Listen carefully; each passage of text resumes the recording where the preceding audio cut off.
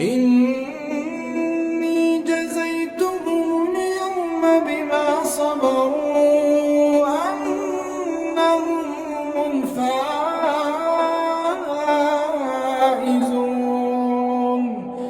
قال كم لبثتم في الأرض عدد سنين؟ قالوا لبثنا يوما أو بعض يوم فاسأل